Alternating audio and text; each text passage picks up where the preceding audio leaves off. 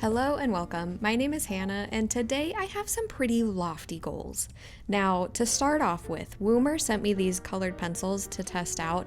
I don't know that much about Woomer, so to get to know them, I want to just kind of play around with them. But before we get started on the Woomer colored pencils, I have to sketch things out. And when I do that, I like to use Prismacolor Col-Erase. I always get questions about that. So I'm usually using a Col-Erase pencil because it has an eraser and they're colorful and it's really fun to play with them. And then once I'm done with that, then I move on to the Woomer pencils. Now, my lofty goal is to work on landscapes. That's always something that, like, as soon as I think about doing that, my stomach just tenses up and I'm like, oh my gosh, that's so hard. But I'm gonna work on it today.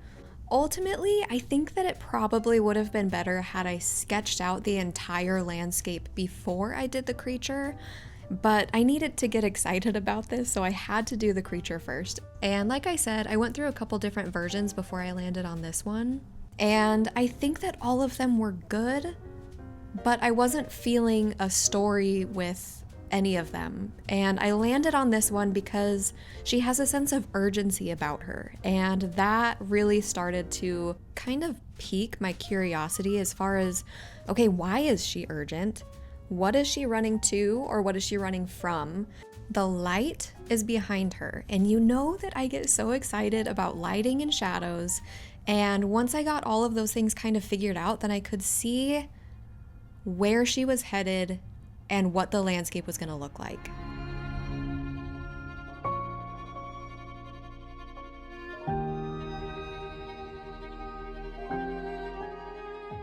So because the lighting is behind her and she's running into the darkness, it feels like she's running into the unknown.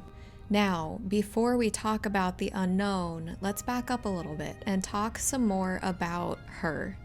She is fiercely loyal, and she is a fighter to the max. Now, this doesn't necessarily mean that she fights physically. She fights with her heart. And when you fight with your heart, you can move mountains.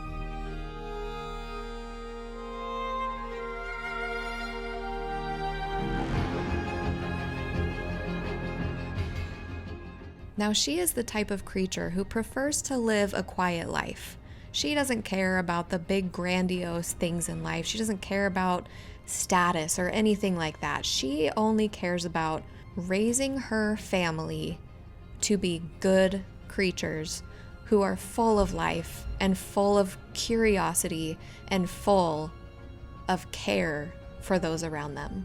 So she spends all of her days happily leading by example so that all of her little critters can grow up to be just as fiercely loyal and courageous as she is.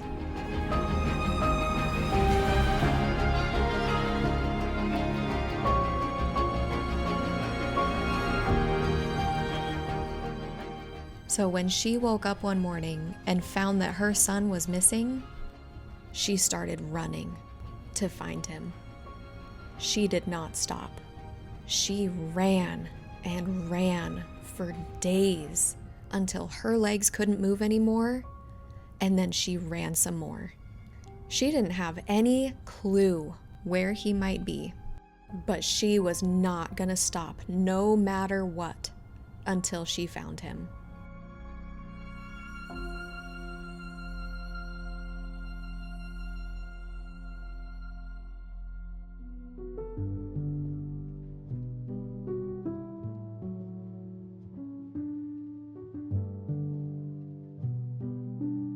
She had been running for days at this point, with barely any sleep, until she sees something that catches her attention.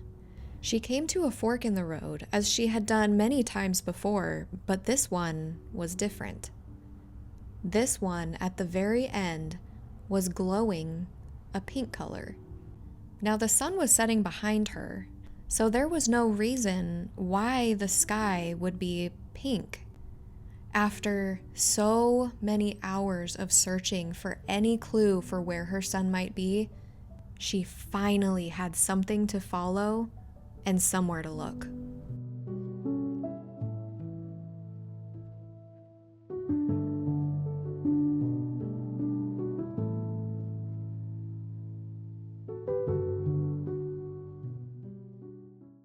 Okay, so I'm going to pause the story there so that I can talk about kind of what is going through my head when I'm drawing this. And like I said, I was working really hard on trying to get a more detailed background skill set happening because I don't feel like my skill set for backgrounds is there at all. And I really want to grow a skill set. Now, I usually go for very blurry backgrounds because that's kind of my preference. Maybe that's all I know how to do, so it's my preference by default. But I'm hoping that if I kind of expand my horizons a little bit and try to get better at backgrounds, then I'll find I'll find that sweet spot, you know what I mean? But I tried to draw this like all-knowing ghoul type creature that's pointing in the direction of where the sun might be. And I do leave it there for a while so I can kind of feel out if I actually like it. And I do end up erasing it, and I'm glad that I did because it feels too easy. Like, I don't know how to explain this. It feels like they're searching on this path for so long about trying to find this kid, and then just to come to a point where somebody is telling them where he is, like it doesn't really make sense. And it felt like it lessened how hard these parents are working to find their kid. Oh, by the way, there's a second parent here. I imagine that this is the father, and I'm gonna back up a second and be honest with you because I am running on one brain cell. The name is Janet, and we have become very good friends. Maybe not so good friends, actually, because she's pretty elusive today again. She doesn't want to be my friend right now. So I don't know exactly how words are actually happening, honestly, because I haven't gotten good sleep in about 4 days. Yeah, I have this TMI. Sorry, guys, I am way off track here. Since I started talking about it, should I continue? I have developed over the last year or two this insomnia that has to do with my hormone cycle. So that's fun, and it sucks. So what were we talking about? I can't really remember, so I hope that I can just continue on and we'll have some fun. So I ended up erasing that ghoul creature because it felt too easy, and then I drew in a background and also a foreground. Now, it seems like such a little thing, but this foreground was so much fun to draw, and it made me really want to draw foregrounds a lot, which is funny because you can't have a foreground without a background. So it's kind of funny to think about. But I actually got so excited about this one that at the very end, I do add in a little hint of a foreground on the other side. So that's kind of fun.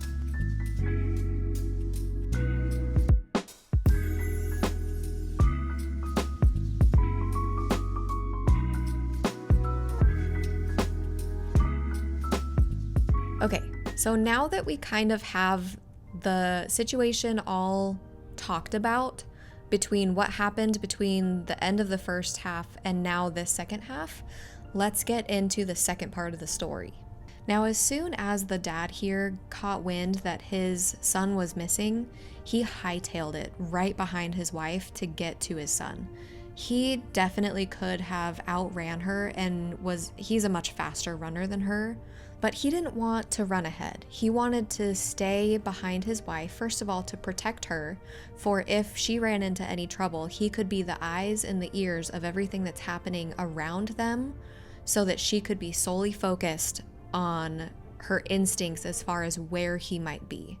So if she ever got into any trouble on the way, he would be the one to take care of the trouble and pick her back up off her feet if she needed it and get her right back on their journey.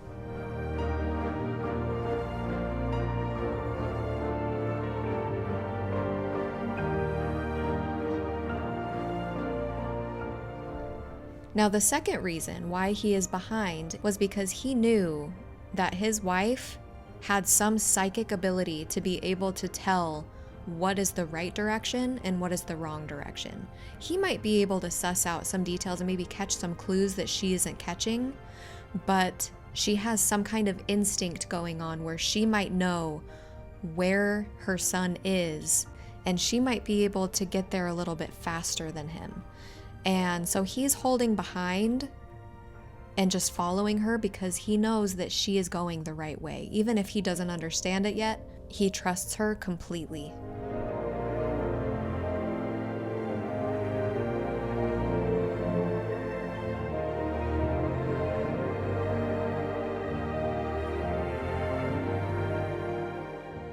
Now they have been traveling for so long and they've gone so far, and in the end it doesn't even matter because all they need to do is find their son. They don't care how long it takes. They will get him. Now, they have been traveling for miles in this rocky area and it is hot and unforgiving, and they have been so worried that they were going to find something that they didn't want to find in this rocky area.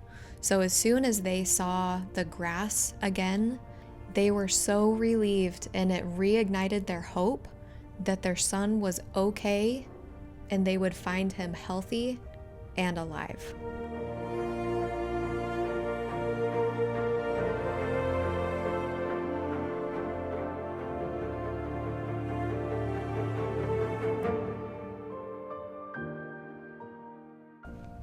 Even though this has been such a long journey for them, they never lost hope. They stuck together and were a team the entire time.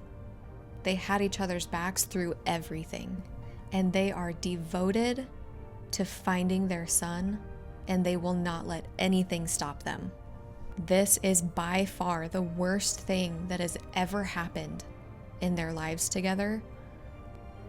And the only reason why they have made it so far is because they have each other.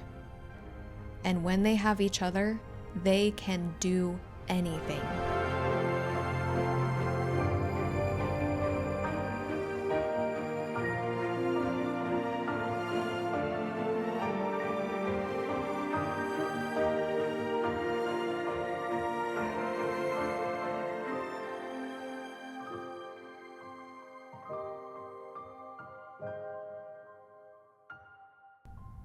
They will find their son.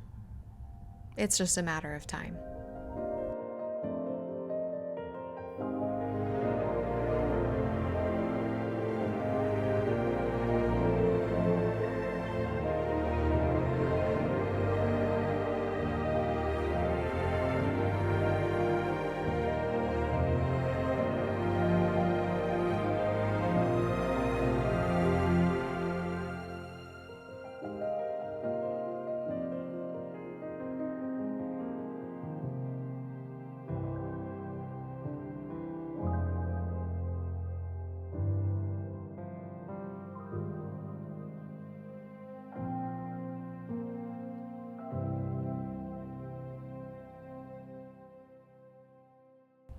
So as I finish off this spread, I wanted to go back in and darken up the shadows one more time and add a little bit more contrast. And then once I did that, I wanted to add another layer of color to everything to darken up and richen up some of the life in here, to try to give it just a little bit more personality, a little bit more attention to detail.